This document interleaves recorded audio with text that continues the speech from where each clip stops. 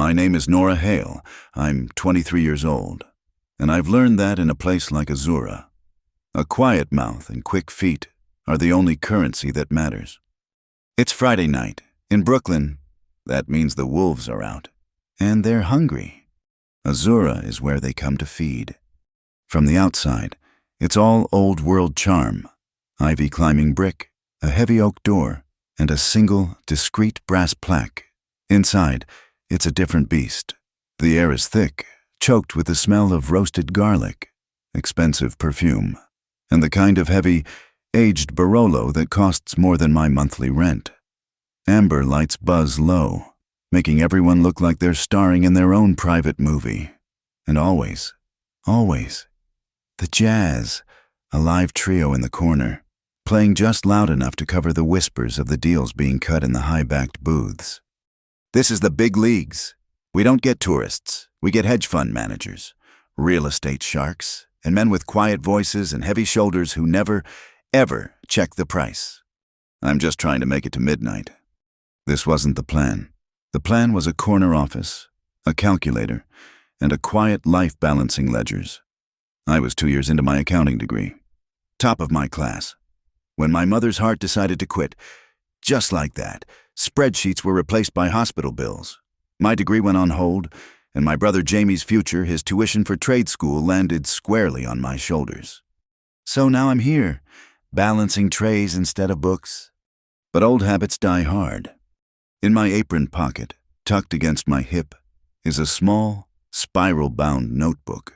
The cover is frayed, the pages soft from use. I write everything down. Table 23 likes their water with no ice. Table 10 always splits the check. 3 ways.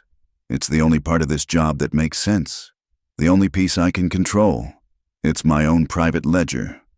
My main obstacle, every single night, is Brent Klein. Brent is the general manager. He's a walking advertisement for overpriced cologne and teeth whitening. He glides across the floor in shiny Italian shoes, his smile as polished and fake as the antique art on the walls. But when that smile fades, and it always does when he's in the service corridor, he's just mean. He's a bully. He forgets to log overtime. He skims. We all know he skims. He has a sixth sense for which tables are too drunk or too rich to check their bill, and he pads them. A phantom bottle of wine here, an event fee there. He calls it maximizing the guest experience. He's tight with some developer, a man named Victor Harrow, who's been in a few times. Harrow looks like a bulldog in a $1,000 suit, and Brent acts like a nervous poodle every time he's here. It's ugly to watch. Tonight, the floor is slammed. It's almost 9 o'clock. I'm running food to table 12, the biggest VIP booth, tucked away in the corner. 6 finance types, all loud laughs and big, flashy watches. I drop off their plates, clear the empties, and head back to the server station to print their check. They're ready to leave. I pull the slip from the printer. Standard procedure, I scan the items. My eyes snag. Barolo Reserva, 07, $400. My stomach tightens. I poured the wine for that table myself, not an hour ago. They ordered the standard Barolo, the $150 one. A good wine, but not that good. I scan the list again, my pulse picking up. And there it is, near the bottom. Private concierge fee, $50. What in God's name is a private concierge fee? We don't have a concierge. We have me and Liam the bartender, and Maya in the kitchen. This isn't a mistake. This is Brent. This is a $250 mistake. My hands feel cold. Usually, I just let it go. It's not my money. It's not my problem. Just shut up. Nora, get the tip. Go home. Pay the electric bill. But $250. It's just so blatant. It's sloppy. And it's wrong. I find Brent leaning against the espresso machine, buffing his reflection in the chrome with a napkin. Mr. Klein. I keep my voice just above the sound of the jazz. You never, ever interrupt Brent when he's preening. He sighs, a dramatic put-upon sound. What is it? Hale? You look like you swallowed a bad mussel. I hold up the check, keeping it low so no one else can see. Sir, it's table 12. The system charged them for the Reserva, but they had the standard Barolo. I poured it. I pause, then point to the other line. And I don't know what this $50 concierge fee is. I expect him to huff, blame the new point-of-sale system, and tell me to void it and fix it. He doesn't even look. He just gives me that cold, dead smile. They won't notice. Hale, they're 3 sheets to the wind and trying to impress each other. Just run it. The words hang in the air. He knows. He did it on purpose. Sir, I try again, my throat dry. That's $250 over. It's not right. Are you an accountant now, Hale? Or are you a waitress, I told you? Run the damn card. They're waiting. This is the moment, the one where I'm supposed to nod, say yes, sir, and walk away. I can feel the eyes of Liam, the bartender, on me. He heard. He's polishing a glass, pretending he didn't. My mom's prescription copay is $90. Jamie needs new boots for the workshop. I need this job. I need it. But the numbers, they're screaming in my head. Wrong, wrong, wrong. The words are out before I can stop them. They aren't loud. They're barely a whisper. But in the small space between us, they land like a punch. That's stealing, sir. The air around the espresso machine goes dead. The jazz is gone. The clatter of plates is gone. There is only the hum of the wine fridge and Brent's face. The Polish cracks. The smile vanishes. His eyes go flat and dark. Before I can take a breath, his hand shoots out and clamps around my upper arm. His grip is iron. It's not a nudge. It's a vice. The pain is sharp, immediate, digging his fingers into my muscle. You, he hisses. His face just inches from mine, his breath hot with an afternoon of bourbon. You need to be taught the rules. He yanks me. I stumble, nearly falling, dropping the check folder. He doesn't care.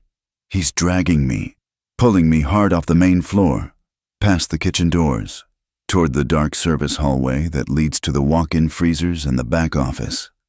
The one place on the property with no cameras. My heart isn't just beating, it's trying to escape my chest. Mr. Klein, let go. You just cost yourself your job, you stupid little. Let her go. The voice isn't Brent's. It's not mine. It's deep. It's cold as ice. And it carries an authority that stops Brent Klein dead in his tracks. He freezes, his hand still crushing my arm, but his body has gone rigid. He turns his head slowly, like a machine. I turn, too, wincing. A man is standing in the doorway of the other VIP room, the one right next to table 12, the one we call the mirror, because the glass facing the main floor is dark, tinted so heavily you can't see in. I've seen him before, maybe twice. He sits in there, alone, or with one other man. He drinks espresso. He watches. We all just assumed he was some eccentric millionaire. He's tall, dressed in a black suit so perfectly tailored it looks like it was sewn onto him. No tie, just a crisp white shirt. He looks like he could be 40 or 50. His face is unlined, but his eyes look ancient. Brent, for the first time since I've known him, is stammering. Mr. Vale, sir, this is just a simple staff disagreement. I was just taking Miss Hale to the office for a performance review. Mr. Vale, Adriano Val. The name echoes in my memory from the whispers of the kitchen staff. The real owner, the one who's never here, the one who bought the whole Azura chain 9, maybe 10 years ago. The one they say has connections, the old school kind. Adriano Vale's eyes are not on Brent's face. They are locked on Brent's hand, still clamped on my arm. I said, Mr. Vale repeats, his voice even quieter, which is somehow more terrifying. Let her go. Brent drops my arm like he's been burned. I gasp, stumbling back, instinctively rubbing the throbbing flesh. Mr. Vale's gaze moves from Brent drifts past my face, and lands on my left hand.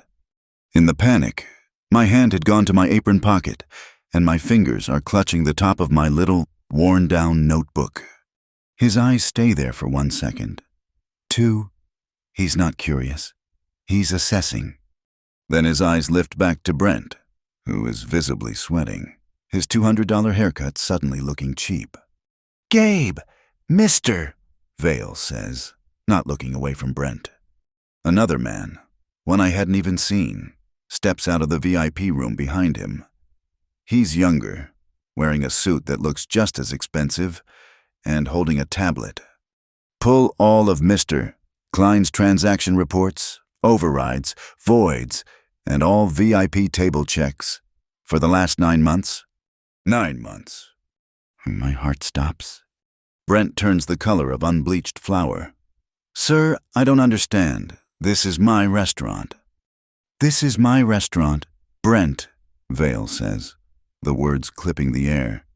"You are benched, effective immediately. Go to your office. Do not touch a terminal. Do not speak to any member of the staff. Wait there." Brent opens his mouth, closes it. The bully is gone.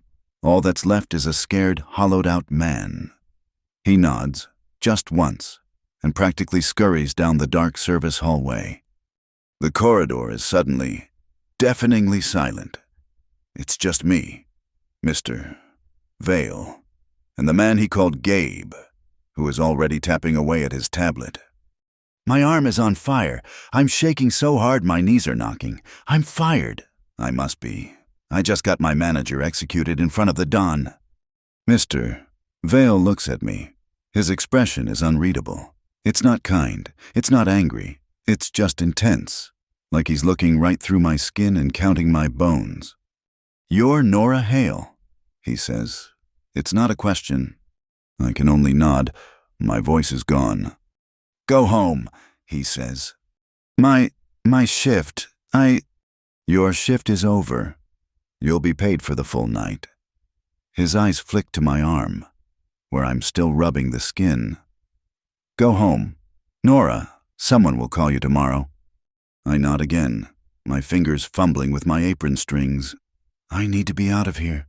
I need to breathe air that isn't filled with his cold, quiet power.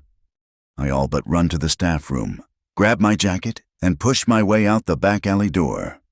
The cold, damp Brooklyn air hits me like a physical blow. I don't stop walking until I'm under the flickering light of the subway platform, miles away. I lean against a support pillar, finally letting myself breathe. My hands are still trembling. Slowly, I pull up the sleeve of my thin, white uniform shirt. On my arm, 4 distinct, angry fingerprints are already blooming, turning a dark, painful shade of purple. A perfect handprint. It's the first physical mark this job has left on me. A shiver goes down my spine that has nothing to do with the cold. I look at the bruise, and I know, with a certainty that settles deep in my gut, that by speaking 2 simple words, "That's stealing," I hadn't just ended my shift. I had just started something I don't know how to stop. I didn't sleep. You don't sleep after you've looked the devil in the eye, and you certainly don't sleep when you realize there might be 2 of them. I spent the night on my sofa, the thin blanket pulled up to my chin, watching the red and blue lights of Brooklyn sweep across my ceiling. The bruise on my arm had settled into a truly ugly shade of purple, a dark handprint that felt like a brand. I was fired. I had to be.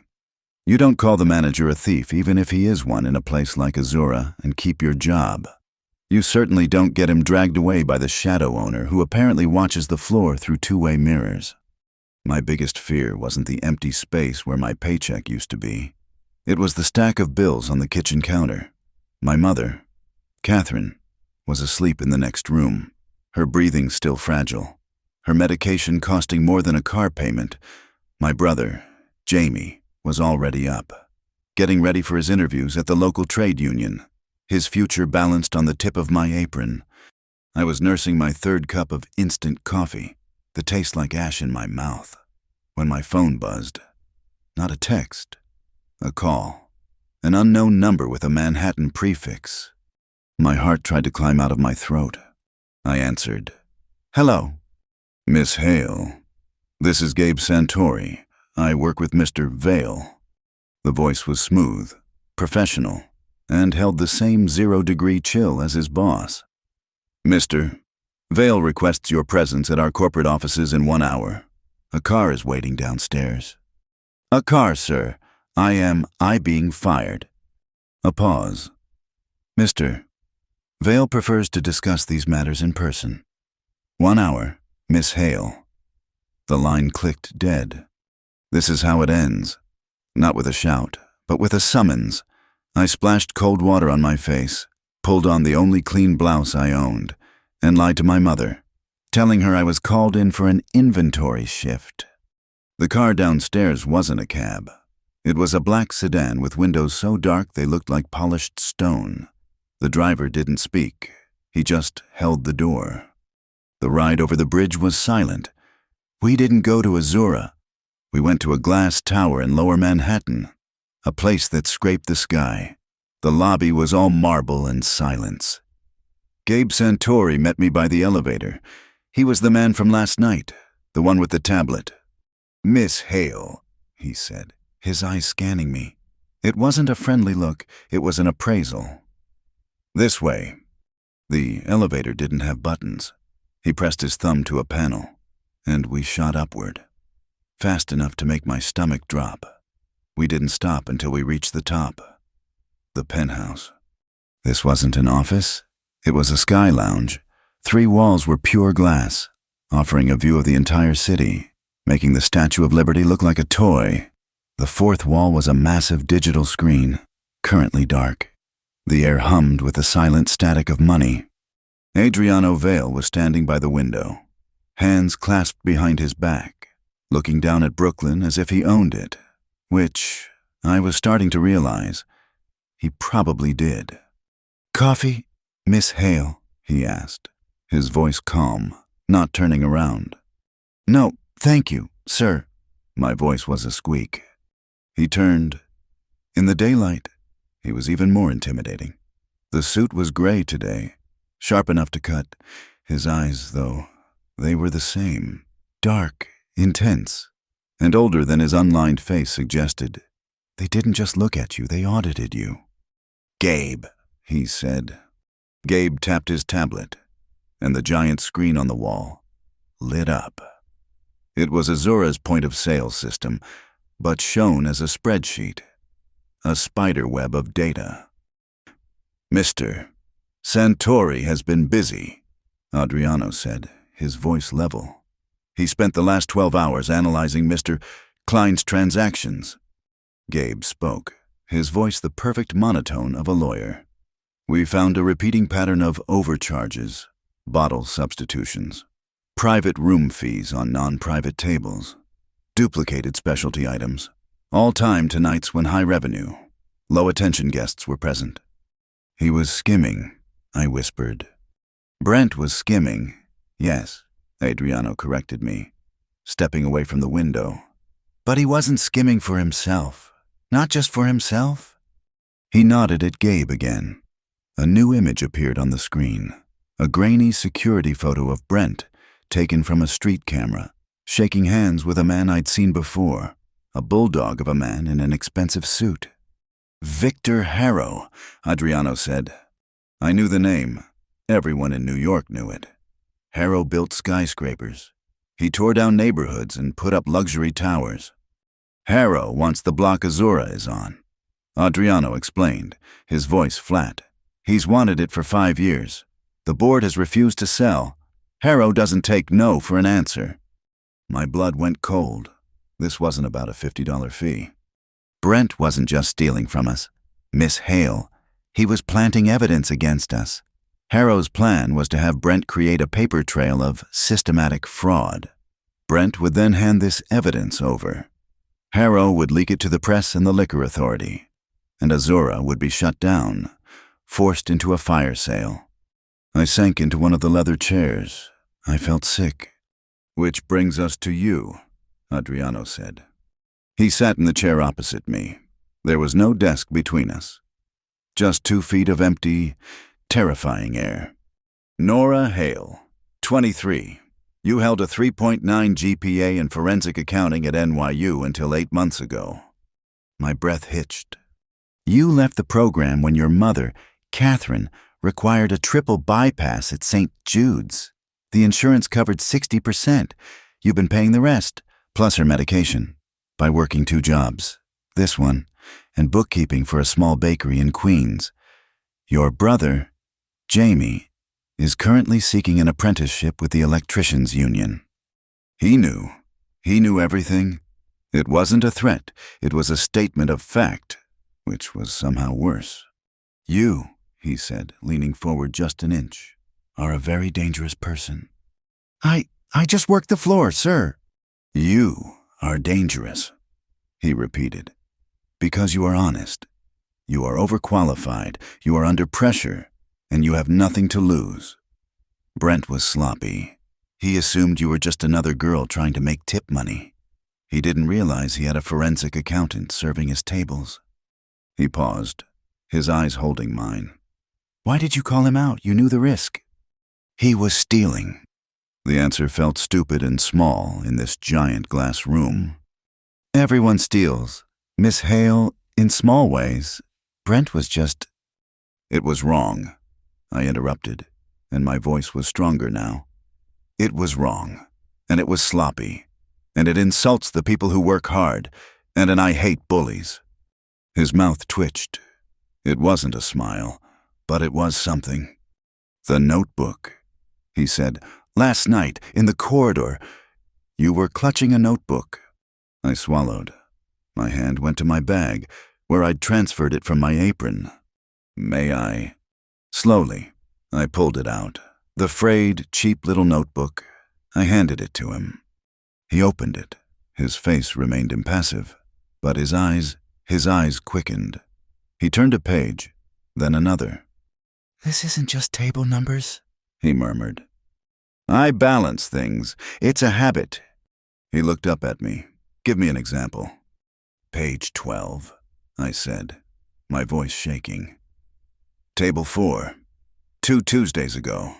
Brent charged them a $40 corkage fee for a bottle of wine they brought. It was a screw top. Liam, the bartender. He saw it. Page 15.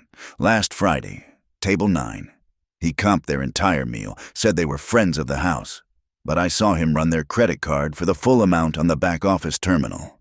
He voided the cash register receipt, but the merchant system transaction went through. He took the cash from the drawer. I pointed to another entry. And last night, table 12, the Barolo. I poured it. I saw the bottle. It wasn't the Riserva. Gabe, who had been silent, let out a low whistle. This is meticulous. Dates, tables, potential witnesses. Adriano Vale closed the notebook. He didn't give it back. He slid it into his own suit jacket. I am not firing you, Nora, he said. I waited for the but. I want you to go back to work tonight. My stomach turned to lead. What, but Brent, Brent is benched, Adriano said. But he is also desperate. We know Harrow's man, a fixer named Sable, has already contacted him. They are pushing Brent for the VIP client lists and any private camera footage he can get his hands on. To prove Azura is a mafia front, which it is not. The way he said it, so calmly, sent a shiver down my spine. Brent is going to try and steal that data. We are going to let him. Adriano continued. He thinks he's handing Harrow the knife to stab us in the back. Instead, he's going to hand us Harrow. You want me to be bait? I want you to be an accountant, he said. Go back. Act as if nothing happened. Keep your eyes open. Keep your mouth shut. Your colleagues trust you. Brent is scared of you. Your presence will make him act faster, more recklessly. I looked out the window, down at the city. This was insane. This wasn't my fight. My family, I said, the words thick. If I do this, if Harrow is who you say he is, my mother, my brother, I can't. They will be protected, Adriano said instantly. Legally, personally. No, I stood up. My legs were shaking. But I stood. Not protected. Unconditional. My mother's nursing visits, my brother's apprenticeship, they are not leverage. They are off the table. Permanently. No matter what happens, you guarantee them. I took a breath. And one more thing. When this is over, all this darkness you're using to fight Harrow, it doesn't stay. If I help you clean that restaurant, it gets clean, transparent, no more skimming, no more two-way mirrors. I had just given orders to Adriano Vale. I was almost certainly going to be thrown out the window. He stood up, matching my height, though he felt 1,000 feet taller. He studied my face, not with anger, but with that same unnerving, auditing intensity. Then he nodded. Once. Unconditional and transparent. He said the word like he was testing its weight. You have my word. Miss Hale. He extended a hand. I shook it. His grip was dry and impossibly firm. Gabe will brief you on the specifics, he said, turning back to the window. Gabe walked me to the elevator. He seemed almost impressed. You've got nerve. Kid, I'll give you that. He pulled something from his pocket. It was a silver tray. Small, like the ones used for presenting a check. Brent is being allowed back into Azura tonight, for 1 hour, to clean out his desk, with security supervision. Gabe said, he'll use the opportunity to access the main server. He pointed to the underside of the tray. It looked normal. Brent has one of these on his desk. He uses it for his keys. We've swapped it. He ran his finger along the rim, and a tiny slot opened, revealing a memory card, no bigger than my fingernail. This is a high-fidelity audio recorder and data cloner. When he puts his phone on it, it copies his activity. When he goes to meet Sable to hand over the data he steals, he'll be carrying our ears. Gabe placed the tray carefully in a padded box. He'll hand over the data, and we'll have Harrow, Sable, and Brent, all in one neat package. The elevator doors opened. Welcome to the team, Miss Hale, Gabe said, without a trace of humor. I stepped into the elevator, the doors closing, plunging me back toward the real world. I'd walked in here as a waitress, worried about being fired. I was walking out as a spy. Walking back into Azura for my shift was the hardest thing I've ever done. My hand automatically went to my apron pocket, but my little notebook wasn't there. It was in Adriano Vale's suit jacket, somewhere in that glass tower in the sky. I felt naked, exposed, the familiar smell of garlic and simmering tomatoes, usually a comfort, now smelled like a trap. The low, seductive thrum of the jazz trio felt like a countdown clock. It was only 5 p.m., but the bar was already filling up. I saw Liam first. He was behind the bar, polishing a highball glass like he was trying to rub a hole through it. He saw me, and his eyes went wide. He didn't wave, he didn't nod. He just looked away, fast, his knuckles white on the glass. He was terrified for me. Or maybe of me. I headed toward the kitchen, and Maya Ortiz, the sous chef, pushed through the double doors. A tray of burrata balanced on her shoulder. She stopped dead when she saw me. Maya was tough, all tattoos and a sharp tongue, and she missed nothing. She stared at me for a long second, her dark eyes tracing the invisible lines of the new battlefield. Then she gave one sharp, almost imperceptible nod. It wasn't welcome back. It was game on, kid. Try not to get your throat cut. I'd take it. The real test came when I stepped onto the main floor. And there he was, Brent. He wasn't in his office, where Gabe said he'd be gathering his things. He was by the host stand, straightening a stack of menus, pretending it was just another Saturday night, when he looked up and saw me, in my uniform, holding a server tray. His face was a spectacular show. First, pure, unfiltered shock. Then, a wave of dark, venomous rage that made his skin turn blotchy. He started to take a step toward me, his mouth opening, and then he stopped. His eyes flicked over my shoulder, toward the front of the restaurant. I followed his gaze. There, at table 10, the small two-top by the window, sat Adriano Vale. He wasn't hiding in his mirrored room. He was out in the open, in a dark charcoal suit, a small cup of espresso in front of him. He wasn't looking at Brent. He wasn't looking at me. He was just there, a panther sitting in a sunbeam. His presence changed the entire gravity of the room. He was my shield. He was Brent's cage. Brent's face reset itself. The rage vanished, replaced by a tight, sickly sweet smile that didn't touch his dead eyes. He knew he couldn't touch me. He knew he couldn't fire me. He pulled out his phone, angling the screen away from the dining room, and his thumbs began to hammer at the glass. He was furious. I didn't need to see the message to know what it said. The girl is back. The boss is watching. I took a deep breath. "Showtime, Nora," I whispered to myself. I started my rounds. Table 5 needed water. Table 8 wanted to order. I had to split my brain in two. One half was the waitress. "Yes, sir, the osso buco is fantastic tonight." The other half was the accountant, the unwilling spy, replaying Gabe's briefing from that afternoon. He had called me to a quiet corner of the wine cellar, the air cool and smelling of damp earth and old wood. "Here's the situation," Gabe had said. "All business. While you're on the floor, my team is finalizing the transparency package. I've pulled every POS audit, every payroll report, every supplier invoice for the last 2 years. It's pristine. We pay our people. We pay our vendors. We're clean." He had tapped his tablet. "But this is the other file, the one we use if Harrow decides to play rough." It was a file full of legal briefs, prepared complaints, and character affidavits. They weren't just defending, they were preparing to counterattack. And then there was Adriano's move, the one that made me realize I was way out of my depth. "Your boss is thorough," I'd said. "Adriano doesn't just wait for his enemies to make a mistake," Gabe replied. "He provides them with the opportunity and an audience." He explained that 3 anonymous tips had been sent out that morning. One to a local Brooklyn beat reporter known for digging into real estate corruption. One to a sharp, hungry analyst at a major financial news channel.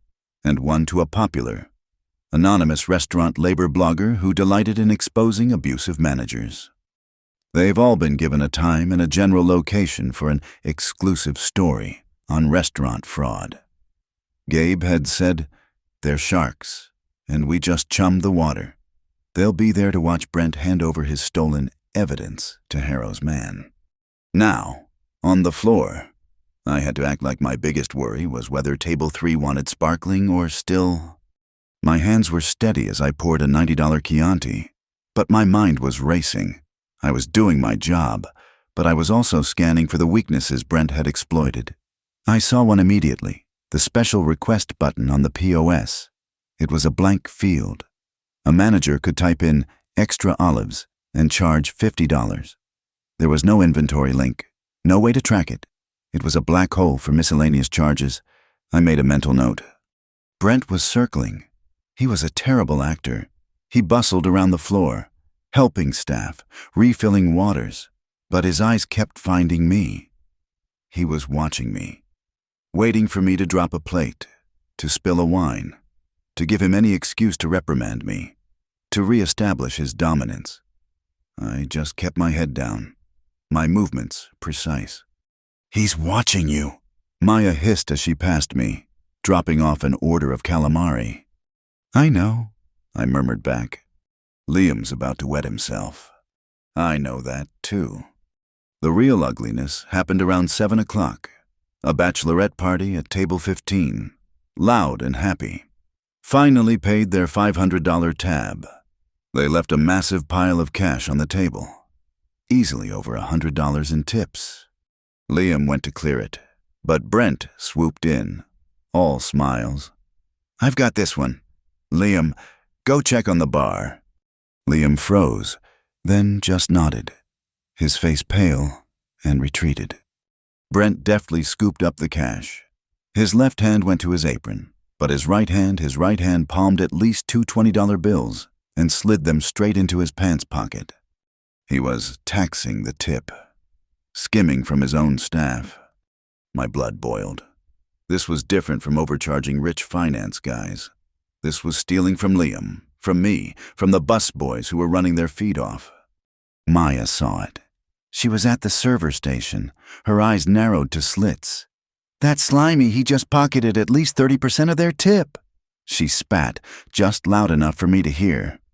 Liam, at the bar, saw it too. He just turned his back. His shoulders slumped. I, on the other hand, remembered the gift Gabe had given me. He'd swapped my personal cell for a restaurant-issued one, for inventory purposes. He'd said with a blank face, "It also has a secure camera app that uploads directly to me." My moment came 10 minutes later. Brent had processed another check, a smaller one from table 6. He'd helped the server run the card. I saw the original check slip sitting by the terminal. I saw the finalized, closed-out receipt he was about to file. When he turned to yell at a busboy, I moved. My hand darted out. Click. A photo of the original bill. Click. A photo of the final receipt, which now had a $20 service fee added on after the customer had signed. Proof. Clean. Simple. And damning. I felt a cold thrill. The night dragged on.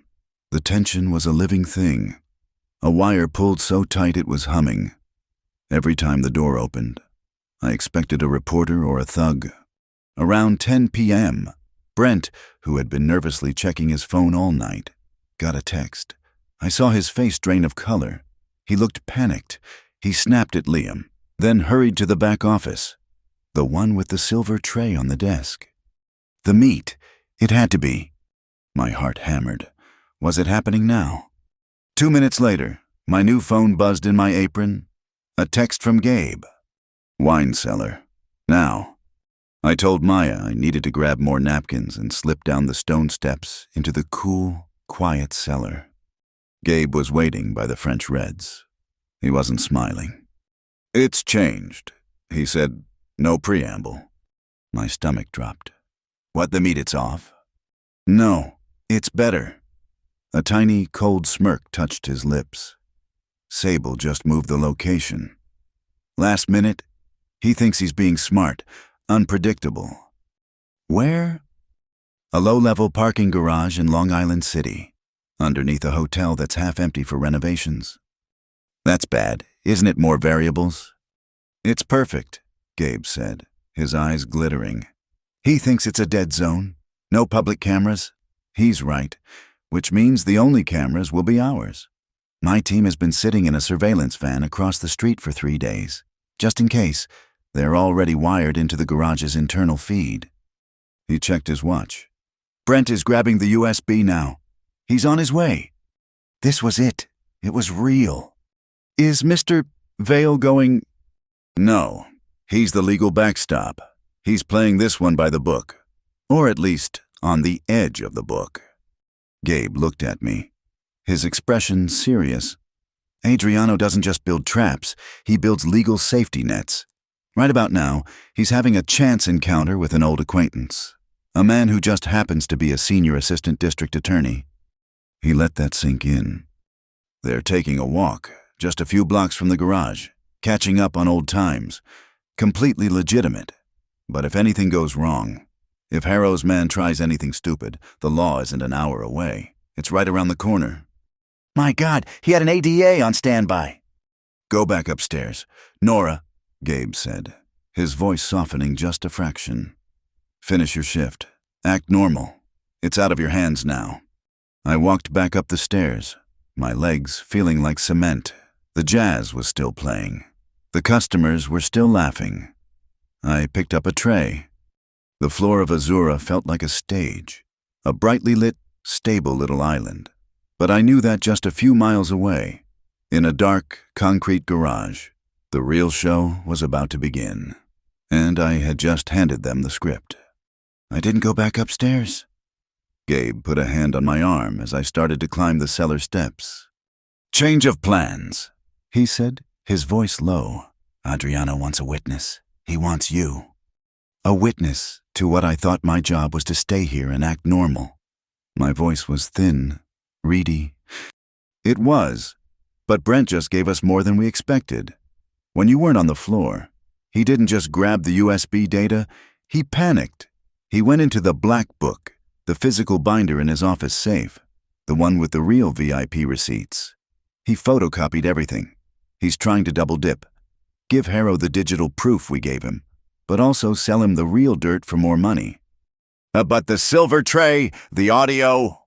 Is in his pocket, yes, but this changes the legal exposure. Adriano wants your eyes on it. He wants a civilian, a victim of Brent's, to see the handoff. It's cleaner, legally, if this ever goes to a full-blown trial. I didn't know if that was the real reason. It felt like a test, or an initiation. "Get your coat," he said. 20 minutes later, I wasn't in Brooklyn. I was in a dark, windowless van parked on a desolate street in Long Island City. The air inside was hot and smelled of ozone and stale coffee. It was just me and a driver who hadn't said a word. A thick-necked man who looked like he'd been carved from a block of granite. My new work phone buzzed. A text from Gabe. "We are in the primary vehicle. You are in the secondary. Do not exit the vehicle. Do not speak. Watch the monitors." The van was a tech hub. A bank of screens showed me 4 different angles of a subterranean parking garage. It was empty, damp, and lit by buzzing fluorescent tubes. A 5th screen showed a simple audio waveform, spiking with a distant drip of water. A small speaker in the dash crackled to life. "Audio feed is live. We're patched in," Gabe's voice said, flat and disembodied. I was watching a movie, a terrifying, real-life movie. "Target is entering the garage," the driver said, his first words. On screen 1, Brent's car, a flashy but slightly too old sports car, rolled down the ramp. He parked, badly. Across 2 spaces, he got out.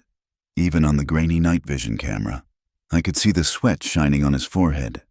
He was wearing his expensive suit, but it looked cheap under that lighting. He checked his phone. He looked around, skittish as a deer. "Idiot," Gabe's voice muttered over the speaker. "He's 10 minutes early." "He's scared," another voice replied, deep, calm. "Adriano." My blood went ice cold. He was there, in the other van, just meters away, watching the same screens I was. We waited. It felt like an hour. It was probably only 6 minutes. A black SUV, the kind with windows so dark they look like solid panels, rolled silently into the garage. It parked 10 feet from Brent. Brent jumped, startled. A man got out of the passenger side. He wasn't big, but he moved with a fluid, dangerous confidence. He wore a hoodie, but it wasn't a kid's. It was expensive, fashionable. This was Sable. "You got it," Sable's voice burst through the speaker, sharp and impatient. Yes, right here," Brent said, his voice an octave too high. He held up a small USB drive. "It's all here, the server data, the black box files, like you asked." Sable didn't take it. He held up a thick manila envelope. "The boss sends his appreciation. 40,000. Count it if you want." No, that's fine," Brent stammered, snatching the envelope and stuffing it inside his suit jacket. He held out the USB. Sable took it, glancing at it. "This is it. This is what's going to shut them down." "It's everything," Brent said, too eager. "It's payroll, tax forms, supplier lists. It looks clean, but I flagged some irregularities. Like we discussed, things that'll trigger an audit. Trust me, it'll make them look dirty as hell. It's exactly what Mr. Harrow wanted." There was a long, cold silence. I could hear Adriano breathing, slow and steady, over my speaker. "The payrolls," Sable said, his voice laced with contempt. "You brought me payroll. Harrow doesn't care about payroll. He wants the real dirt. He wants the VIP room. The VIP room. The cameras, Sable snapped, taking a step toward Brent, who flinched. The private room. The one with the mirror. The boss wants to know who goes in there. He wants pictures. He wants audio. He wants the men Vale meets with. You brought me tax forms. No, I can get it. Brent was pleading now. He was desperate. He'd just taken the money. He had to deliver. It's harder. It's not on the main server. It's on a deep archive. You need a separate authorization. A physical key. Then get it. I can't not anymore. Vale's, he's watching. But I can tell you how. It's in the wine cellar. There's a panel behind the 06 Barolos. It looks like a fuse box, but it's a hard drive bay. You need a physical access key and a password. The key is in Vale's office safe. I never got in there. But the password, I know the password. It's his wife's name. Isabella. It's always Isabella. Over the speaker, I heard a sharp intake of breath. It wasn't Gabe. It was Adriano, a tiny, almost imperceptible sound of something. Pain, rage. Isabella. Sable repeated, testing the name. Behind the 06 Barolos. He almost smiled. You're not as useless as you look. Brent. He turned to get back in the SUV. Wait, Brent called out. I brought something else. He pulled the photocopied ledger pages from his jacket. This is the real book, the physical one. All the real VIP transactions, the cash, the names. This is worth more. Another 20,000. Sable looked at the papers, then at Brent. He laughed, a short, ugly sound. You're a piece of work. He snatched the papers. Get lost. Brent, don't call us. We'll call you. Sable got in the SUV, and it glided away, disappearing up the ramp. Brent was left alone, standing in the oily light. He straightened his tie. He opened the manila envelope and looked inside. A slow, greasy smile spread across his face. He'd done it. He'd won. He's moving, my driver said. Brent got in his car and drove toward the exit ramp. Now, Gabe's voice said. On another screen, I saw them. 3 people, 2 with cameras, 1 with a microphone, stepping out from behind a stairwell wall. The reporters. As Brent's car reached the top of the ramp, they swarmed him. Flashes turning the dark street into a lightning storm. Mr. Klein, a woman's voice yelled. Is it true you're selling Azura's private data? What's in the envelope, Mr. Klein? Another shouted. Is that a $40,000 bonus for your cooperation? Any comment on the cash payments? Brent was blinded. He was trapped. He tried to reverse, hit the gas, and slammed on his brakes as another car, the reporters, blocked him in. He was on camera, bathed in light, holding a thick envelope of cash. He looked guilty as sin. We're dark, the drivers said, and the screens went black. The feed was cut. I was left in total silence, my heart trying to beat its way through my ribs. I had just watched a man's life end, non-violently. The van door slid open. Gabe. Out, he said. He looked wired, alive. You're with me. We're going back to the office. I stumbled out of the van, my legs shaking, and slid into the back of a black sedan where Adriano Vale was already sitting. My breath caught. I was in a car with him. He was staring straight ahead, his face a mask of stone, but his jaw was tight. He was furious. Not at Brent, not at Harrow, at the name, Isabella. Gabe got in the front passenger seat. It's done, he said. The reporters have him. The USB is useless, just as we planned. Harrow's going to be displeased. Adriano's phone buzzed. He looked at it. A tiny, cold smile touched his lips. He handed the phone to Gabe. Put it on speaker, Adriano said. Gabe pressed a button. A voice, hoarse with rage, filled the car. It was Victor Harrow. Useless, it's garbage, he was screaming. This is what I paid for payroll tax returns. He didn't get the cameras. He didn't get the VIP list, that idiot. There was a crash, like a phone being slammed down. Then Harrow's voice again, speaking to someone else in the room with him. Get me the state liquor authority. Get me my guy at the board. Now I don't care what it takes. We'll shut Azura down for health code violations. We'll say they're running an illegal operation. I want them closed. I want them padlocked by Monday. You tell him I'm calling in that favor. I want them crushed. The audio clicked off. I stared at the back of Gabe's head. How did you... Gabe turned, and for the first time, he smiled. A real smile. It was terrifying.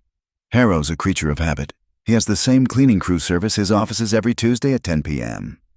He held up a tiny digital recorder. Or he did last month. Our cleaning crew did a little upgrade to his desk phone. It's been voice-activated for 3 weeks. He pressed another button, and a different clip played. Harrow's voice. Calmer, from a few days ago. Just keep the pressure on. A few more accidents. A few more complaints to the city. Vale will be forced to sell the block. It was all there, a direct spoken admission of his entire plan. The USB was the bait, Gabe said, almost to himself. The reporters were the cage, and this, he tapped the recorder. This is the bullet. Adriano hadn't said a word. He just stared out the window as we drove through the dark city, back toward the lights of Manhattan. The driver dropped me at my corner. I didn't even know how he knew where I lived, but I was too tired to be surprised. I walked up the 3 flights to my apartment. The adrenaline was gone, leaving a sick, shaky hollowness behind. I was an accomplice. I had crossed a line. I opened the door to my apartment. It was quiet. My mother was asleep, her face peaceful in the dim light from the street. The hospital bills were still on the table. For a moment, I hated myself. I had traded my simple black and white code for this, for surveillance vans and hidden recorders and men who built traps out of other people's greed. My hands were shaking. I couldn't stop them. I had watched a man be destroyed, and I had helped. I sat at the kitchen table, in the dark, for a long time. Then, my phone buzzed. The new phone, the one Gabe had given me. One new message. It was from a number I didn't recognize, but I knew who it was. The message was short. Just 7 words. You are not alone. The final note is ready. It wasn't a comfort. It was a promise. The show wasn't over. It was just the end of the first act, and I was one of the main players. I woke up before my alarm, feeling the phantom vibration of last night's text message. The final note is ready. My apartment was cold. I clicked on the small kitchen TV for noise, and the world exploded. It wasn't just on one channel. It was on 3. Chaos at a Brooklyn culinary landmark. The local news anchor was saying, her face serious. We have disturbing footage of Brent Klein, the general manager of the high-end Italian restaurant Azura, accepting a large cash payment in a parking garage late last night. There it was, the video from the ramp. Brent, looking like a cornered rat, his hand clutching the manila envelope. The camera flash was a strobe light, freezing his face in a perfect mask of guilt.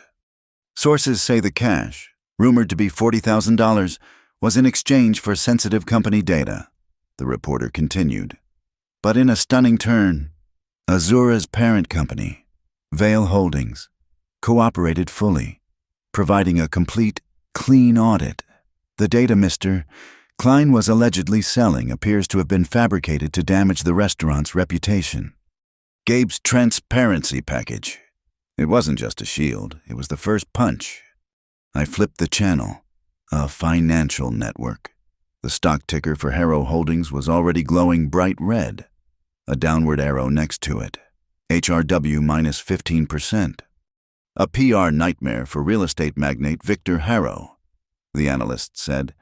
Harrow, who has long been rumored to be trying to acquire the Azura property, is now linked to the scandal. And there he was, Victor Harrow, live, at an emergency press conference. He was standing at a podium, his bulldog face flushed with anger. This is a preposterous setup. He was yelling, spitting the words. A fabrication by a competitor. I have never met this Mr. Klein. My company operates with the utmost integrity. This attempt to smear my name. A reporter in the front row, a woman with a shark smile, cut him off. Mr. Harrow, you claim you have no interest in Azura. If that's true, how do you explain this recording, obtained by our network just last night? She held up a small audio recorder, and then, from the TV speakers, I heard Harrow's own voice, the same raw, furious audio I'd heard in the van. Tell him I'm calling in that favor. I want them padlocked by Monday. The entire press room erupted. Reporters were shouting. Harrow went white. Not red. A ghostly, terrified white. He tried to speak, but only a wet, choking sound came out. He stared at the recorder like it was a snake that had just bitten him. Mr. Harrow, did you attempt to illegally influence the state liquor authority? Are you leveraging political favors to shut down a private business? Mr. Harrow. He didn't answer. He turned, shoving his own press secretary aside, and stormed off the stage. The analyst was back. We've just received word that the New York District Attorney's Office has opened a formal investigation into Victor Harrow and his company, citing potential extortion and conspiracy. The State Liquor Authority has simultaneously issued a statement that their review of Azura is suspended, as they appear to be the victim of a malicious complaint. The dominoes weren't just falling, they were collapsing in a heap. My phone buzzed. A new text. Get here, now, Gabe. I ran the entire way to Azura. When I burst through the back door, it wasn't the usual morning prep. The restaurant was closed. A sign on the door reading, "Closed for private inventory." The entire staff, waiters, bus boys, cooks, dishwashers was gathered in the main dining room. The air was thick with fear and confusion. And then I heard the shouting. "You can't do this! You can't keep me here!" It was Brent. He was by the back office, his face a mask of primal panic. He was holding a stack of the real black ledger binders, the ones he'd photocopied, and was trying to shove them into a trash can, a lighter in his other hand. Trying to burn the evidence. Brent. Maya Ortiz stepped in front of him, blocking his path. She had a heavy steel sauté pan in her hand, held loosely at her side. She wasn't threatening him. She was just ready. "Get out of my way, Maya," he hissed, his eyes darting toward the exit. "This has nothing to do with you." "It has everything to do with me," she said, her voice low and dangerous. "You've been stealing from us for years, skimming our tips, making us look like fools." Brent looked wildly around the room, his eyes landing on Liam, who was standing by the bar, trembling. "Liam, tell her to move you. You're my guy, right?" Liam looked at Brent. He looked at the floor. He looked at me, standing by the kitchen door. His face was pale, his hands twisting a bar towel. "No, Mr. Klein," Liam whispered. "What?" Brent snarled. Liam looked up, and his voice was suddenly clear, cutting through the silence. "No, I saw you. Last night, at table 15. You pocketed $40. I've seen you do it for months. The service fees, the voided cash receipts. I was too scared to say anything. It was a confession. It was an execution." Brent's face crumpled. The bully was gone. He looked small, pathetic. He dropped the lighter and made a break for the front door. "He didn't get 2 steps. The 2 men who had been standing silently by the entrance, one of them the granite-faced driver from my van, simply moved, blocking the exit. They were dressed in crisp, simple security uniforms. They didn't grab him. They didn't speak. They just stood there. Brent stopped, defeated. He knew there was no way out. The front door opened. 2 uniformed NYPD officers walked in. their movements calm and professional. "Brent Klein?" one of them asked. Brent just nodded, his shoulders slumped. "You're under arrest for—" The officer's voice faded as I watched them cuff him and lead him out. Just like that. No drama, just procedure, the end of a cheap, greedy story. The room was dead silent. The staff just stared at the empty doorway. Then, Adriano Vale stepped out from the mirrored VIP room. The glass, I noticed, was now clear. It wasn't a two-way mirror anymore. It was just a window. He walked to the center of the dining room. He wore a simple black sweater and gray trousers. He looked like a professor. Not a shark, but he held the attention of every single person. "Azura is closed today," he said, his voice quiet but carrying to every corner. "When we reopen tomorrow morning, we will be a brighter restaurant. We will be a more honest restaurant." He didn't raise his voice. He didn't have to. "What happened here," he continued, "was a failure of management. A failure I allowed to happen by not being present. That ends today." He gestured to Gabe, who stood by his side. "As of this morning, we are hiring an independent third-party auditor to review every transaction from the last year. We are establishing an anonymous third-party tip line for both staff and customers to report any misconduct, effective immediately. And we will be personally contacting and reimbursing every single guest who was affected by Mr. Klein's fraudulent charges." A murmur went through the staff. This was unheard of. But this kind of change requires leadership. It requires trust. Adriano said, "It must be led from within." Gabe stepped forward. "As Mr. Vale said, we are cleaning house, and that audit will be led by one of your own, the person who had the intelligence to track these discrepancies, and the courage to report them." Gabe didn't say my name. He didn't have to. He just turned his head and looked directly at me. Every eye in the room followed his. Maya, Liam, the bus boys, the cooks. They all stared. I could feel the heat on my face. Gabe walked over and handed me a clipboard. "You know the systems. Nora, you know where the cracks are. Tell us where to start." I looked at the blank clipboard. My hands weren't shaking. I looked at Adriano. He was watching me, his expression unreadable, but his eyes, they held a new, heavy weight of expectation. I looked at Maya. She gave me that same sharp nod from last night. Game on. I took a deep breath. The smell of fear was gone, replaced by the smell of morning coffee and lemon polish. "Okay," I said. My voice was clear. It didn't waver. "Okay, first, we're disabling the special request modifier on every terminal, permanently. From now on, all comps, voids, and discounts will require a dual sign-off from a manager and the head of shift." I looked at Liam. "Liam, I need a full bottle-by-bottle inventory of the bar. We're cross-referencing it with the purchase orders from the last 6 months." He nodded, his eyes wide. "Yes, Nora." I turned to Maya. "Maya, we need to match every kitchen invoice against Gabe's supplier statements. I want to know if Brent was skimming from the vendors, too." She almost smiled. "With pleasure." "I was giving orders.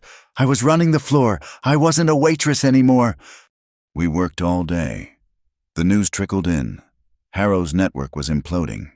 3 other small business owners, encouraged by the news, had come forward with similar stories of extortion. His political allies were issuing press releases, donating his campaign contributions to charity. His stock had been halted from trading. Gabe mentioned, almost casually, that his fixer, Sable, had apparently vanished. It was almost sunset when I found myself alone in the dining room for a moment. The staff was in the kitchen, eating a family meal that Maya had thrown together.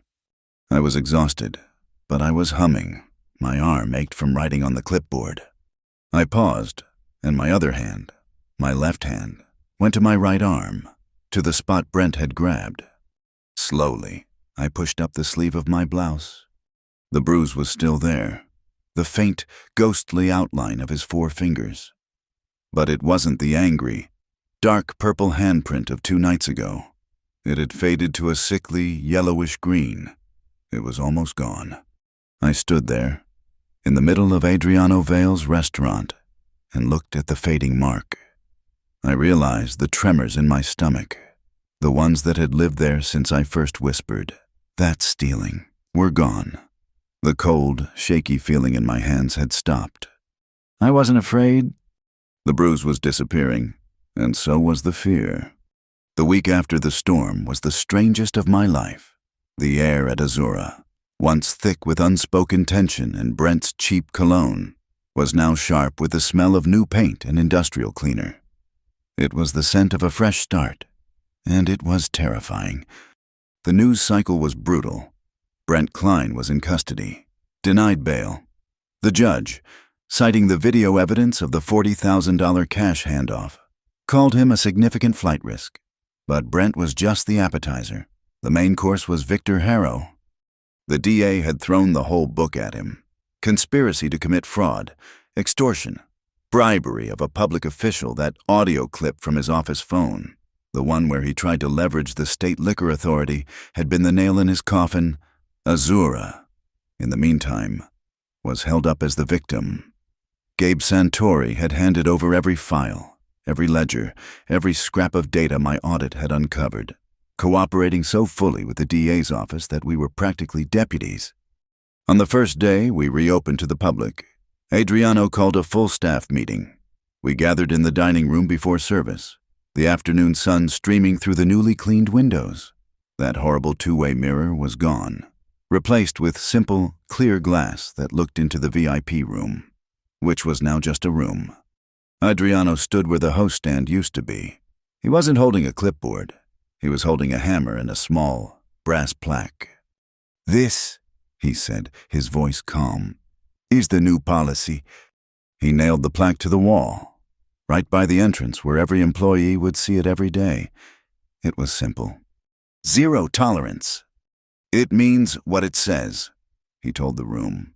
His eyes swept over us, Liam, Maya, the new servers, the veteran busboys. "It means if you skim a tip, you are gone. If you pad a bill, you are gone. If you harass a colleague in any way, you are gone." He paused, letting the silence hang. "But this is not a one-way street." He announced the new terms. Our base wage was going up by $3 an hour, effective immediately. All tips, all of them, would be pooled and distributed transparently through the payroll system, with the percentages posted weekly for everyone to see. He introduced a paid sick leave policy. "If you are sick, you stay home," he said, looking directly at me. "Your health and the health of your family is not a liability. It is a fact. We will accommodate it." And finally, mandatory quarterly ethics training. It was corporate, but it was also a revolution. After the meeting, my real work began. The floor was my territory at night, but the back office was my battlefield by day. It was me, Maya, and Gabe, in a room that smelled of stale coffee and new beginnings. "This is the wound," I said, pointing to the screen of the POS terminal. I'd spent 2 sleepless nights digging into the code. The special request modifier. Brent used it like his personal piggy bank. It's a ghost field. It doesn't track to inventory. It just adds a line item. Gabe, the high-powered consigliere, just nodded and looked at me. "How do we kill it?" "We don't just delete the button," I said, feeling the old, familiar hum of forensic accounting settle in my chest. "We replace the concept. Any void, any comp, any manager override it now requires 2 passwords. "A 2-key system," Maya said, catching on, "like a bank vault." "Exactly," I said. "The on-duty manager has one, and the shift lead you have the other. Nothing gets comped unless you both turn the key. And every single dual entry is flagged in a nightly report that goes to me, to Gabe, and to Mr. Vale." Gabe looked at me, a flicker of genuine respect in his lawyerly eyes. "You're building the cage." "I'm building the ledger," I corrected him. An honest one. And the bills from now on. 2 sets of eyes. The server prints it. The shift lead signs off on it. No bill hits a table unless it's been double-checked. We worked for days, stitching up the holes Brent had torn in the fabric of the restaurant. We rebuilt the inventory system from scratch. We rewrote the employee handbook. Maya handled the kitchen, ensuring supplier invoices were locked down. I handled the front of house, building a system so transparent that even trying to skim a dollar would set off alarms. About a week into this new world, 2 men in stiff suits walked in. They didn't want a table. They wanted a meeting. They were from the local restaurant workers' union. I saw Gabe start to rise, his fixer expression sliding into place. I'll take this, Gabe, Adriano said, appearing from his office. I stayed in the room. I had a right to. It was my condition. The lead union rep, a tough older man named O'Malley, looked surprised. He'd expected to be stonewalled. Mr. Vale, he said. We've heard some disturbing things about the former manager, but we're also hearing about the new changes. We're here to talk about ensuring those changes stick. I expected Adriano to bristle, to talk about right to work or management prerogative. He just nodded.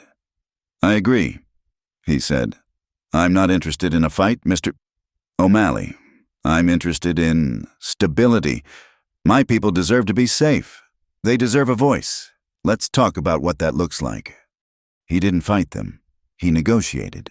He listened. By the time they left 2 hours later, they had agreed, in principle, to a framework for new safety standards and a formal employee feedback channel, mediated by the union. It was civilized. It was what I had asked for. Through all this, Adriano and I were like 2 planets in a careful orbit. We rarely spoke about anything other than the work, the late nights, the spreadsheets, the inventory reports. But the silence was loud. I'd be in the office late, past midnight, reconciling the day's receipts. And he'd walk in, not to check on me, but just to be. He'd pour 2 cups of coffee, set one on my desk, and go stand by the window, looking down at the lights of Brooklyn. The numbers are clean tonight, I'd say. Good, he'd reply, his back still to me. The new Barolo came in. You should try it. It wasn't flirting, it was recognition. The static electricity I'd felt in that first meeting was still there, a low hum beneath the surface. But I was cautious. I'd seen his world. I'd been in the surveillance van. This was a man who moved in shadows, who set traps, who had a man like Gabe on call. My mind was transparent, clear, and focused on the job. But my heart was under guard. He respected my mind, and that was more intoxicating than any shallow compliment. It was also more dangerous. The change in the restaurant was palpable. The first weekend was slow. People were curious but wary. Then the articles hit, not just the crime blotter stuff about Harrow. The restaurant blogger, the one Gabe had tipped off, wrote a piece. Azura is different? No, really. The blogger wrote about the new wage structure, about the zero-tolerance sign, about the fact that the two-way mirror was gone. And then Brooklyn responded. They came in droves. Old customers, new customers. They came because the food was good. Yes, but also because they wanted to be part of something good. We weren't just a restaurant. We were a story. A story about the little guy, the honest employee, finally winning. Sales for the month were up 15%. 15% in the middle of a scandal. One night, during a packed dinner service, Adriano found me by the host stand. The dining room was humming, a beautiful, controlled chaos of happy diners and focused staff. It's working, I said, unable to keep the pride from my voice. No, you're working, he said, his voice quiet, his eyes on my face. You built this light. He paused, and the air around us grew still. I've spent my life managing the darkness. Nora, it's what I'm good at, but I find I prefer this. He looked at me, and the intensity I'd seen in the penthouse was back. But it wasn't an audit. It was an invitation. I need someone to run the operations, not just for Azura, for the entire portfolio. I want you to leave the shadows of the floor and stand by my side. In the light. Director of Operations. It wasn't just a job. It was an executive position. It was a seat at his table. My heart hammered. This was it. The corner office. The life I'd given up. I looked away from his gaze. Out at the floor, I watched Maya get a laugh from a customer. I watched Liam, his shoulders straight, confidently explaining a wine pairing. The system was working. Ask me again in 6 months, I said, my voice soft but firm. His brow furrowed. Nora, I need to know it stands on its own, I said, finally meeting his eyes. I need to know these changes are real, that they're baked into the walls, not just held in place by me or by you. I need to know this system works without us watching it every second. When I know it's real, then I'll answer you. He studied me for a long moment. I expected disappointment. Instead, I saw that flicker of a smile, the one that wasn't quite a smile. 6 months, he said, a simple, solid agreement. I went home late that night, my mind buzzing. I was tired, but it was a good tired, the kind that comes from building, not just surviving. I tiptoed into the apartment. My mom was in the kitchen, sipping chamomile tea. She wasn't supposed to be up. Mom, you okay? She turned, and she was smiling. Her face had color. The gray, papery look was gone. I'm wonderful, baby. You look great. I feel great. The doctor said my checkup was the best one I've had in a year. He said my recovery is on track, really on track. She grabbed my hand, her grip strong. My throat tightened. And, she said, her eyes shining, your brother called. Jamie, is he okay? Did he get the apprenticeship? Better, she said, handing me a letter that had come in the mail. He didn't just get the apprenticeship with the electricians. He got a full-ride scholarship to the Culinary Institute of America. Someone sponsored him, a private grant for promising students from Brooklyn. I knew with absolute certainty whose private grant it was. It was Adriano.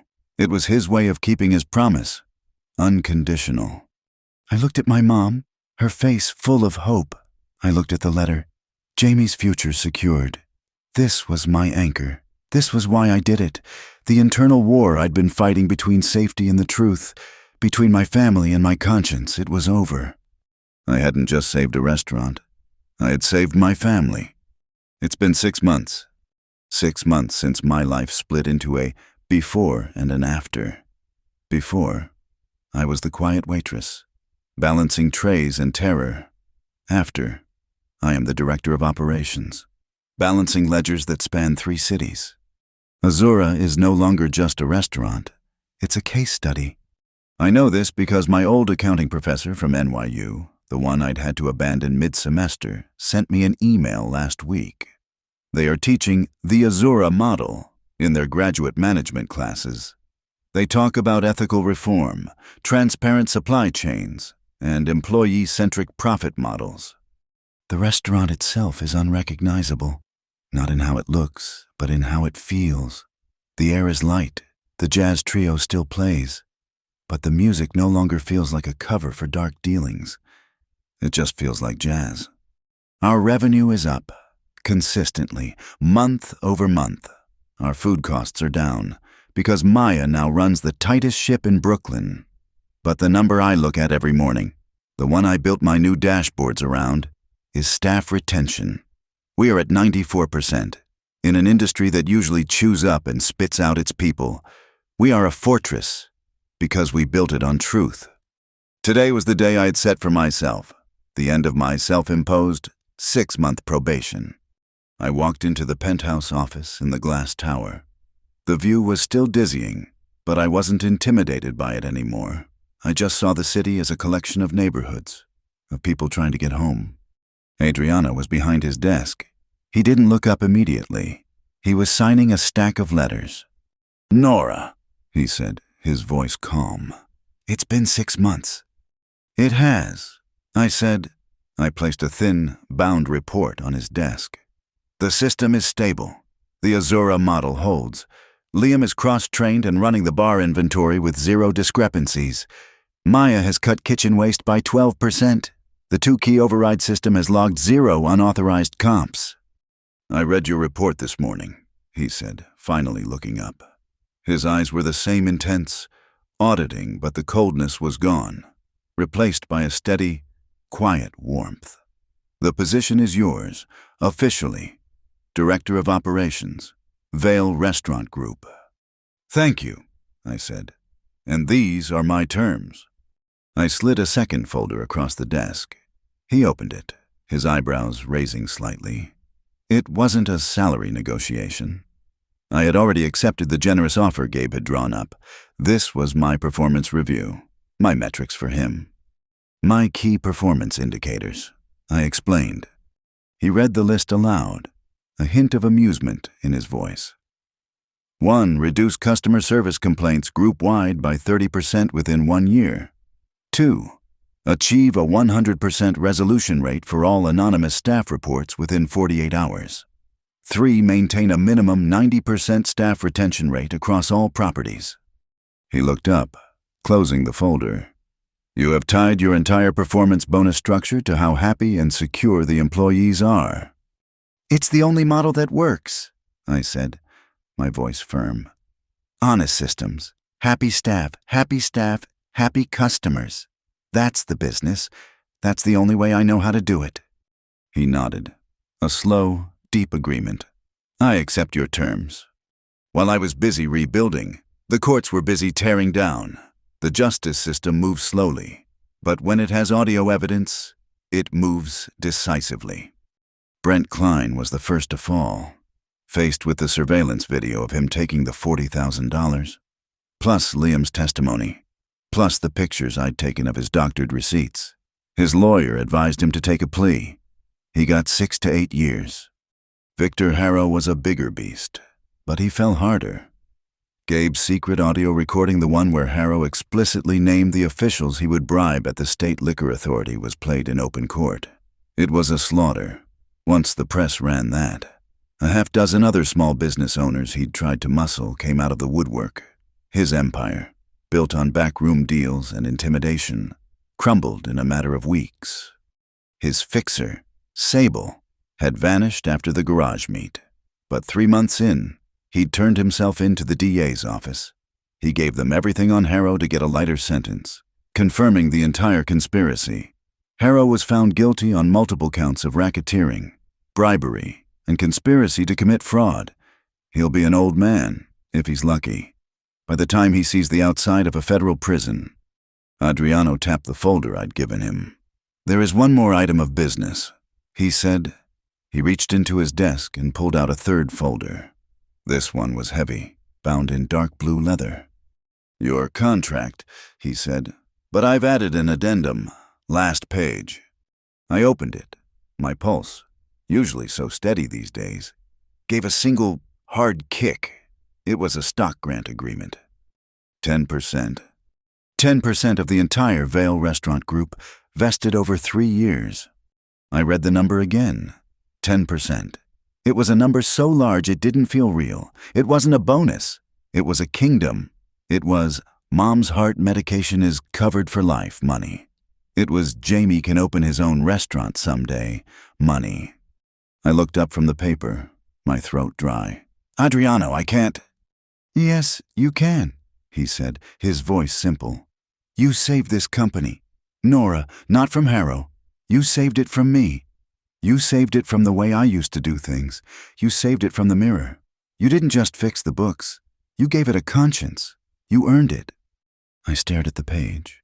The girl who used to cry on the subway because she was $90 short for a copay, and this man offering her a future. I closed the folder.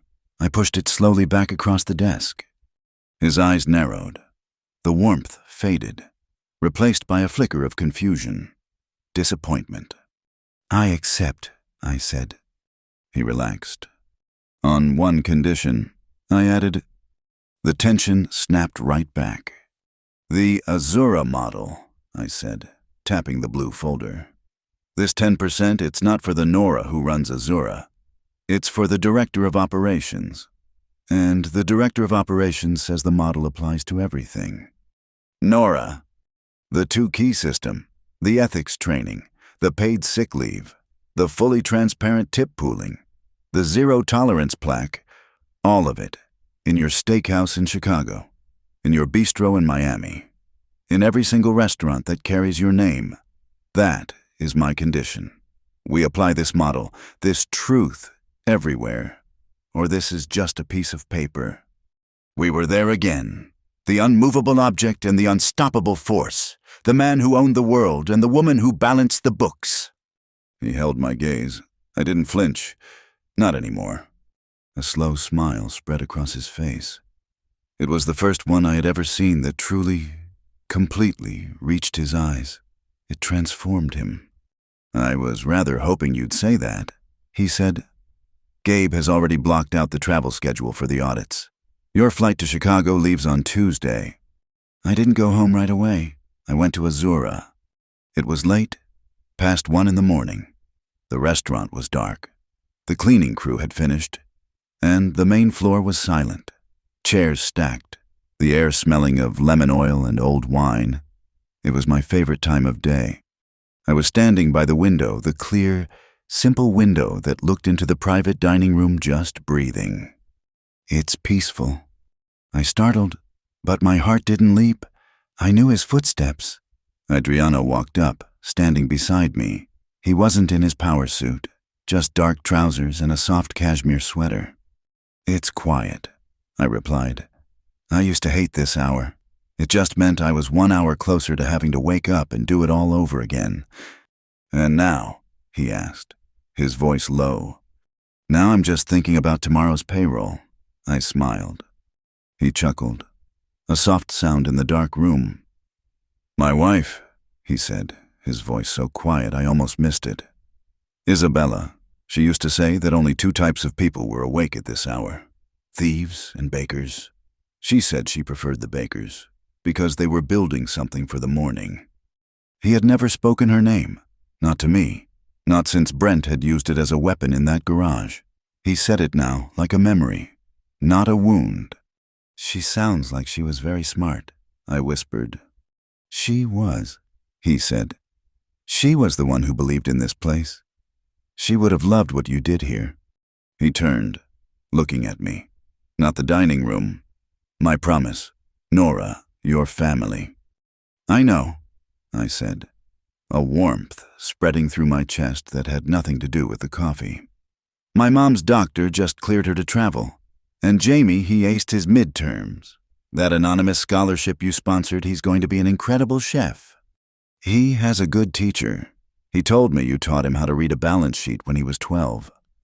I wanted him to be an accountant. I laughed softly. You taught him to value the numbers, Adriano said, just like you taught me. He didn't move. He didn't reach for me. He just stood there, beside me, sharing the same quiet air. The static and the fear were long gone. In their place was a trust that felt as solid as the floor beneath our feet. It was the end of a very long, very dark shift. It was the promise of morning. My first act as director of operations wasn't a flight to Chicago. It was a meeting in the Azura kitchen with Maya and Liam. I called it the Kitchen Commons. Using the first advance on my new salary, I'd created a seed fund. Vale Holdings matched it, 3-1.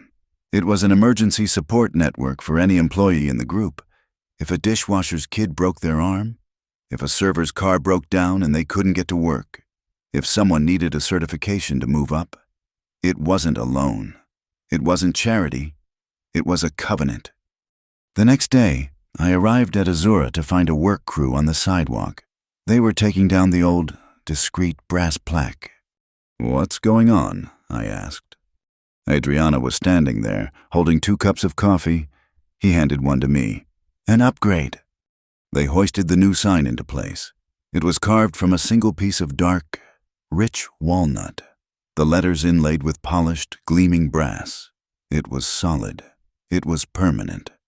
It said, Azura, and underneath, a new motto, our motto. Built on truth. It wasn't a slogan, it wasn't marketing, it was the new ledger, it was the key. I looked at the sign, then at him. He was already watching me. Ready for Chicago? Director Hale, he asked. I thought about my old, frayed notebook, the one that had started it all. I didn't even know where it was. I didn't need it anymore. The truth wasn't a secret I had to hide in my pocket. It was right there, on the wall, shining in the morning sun. I'm ready, I said,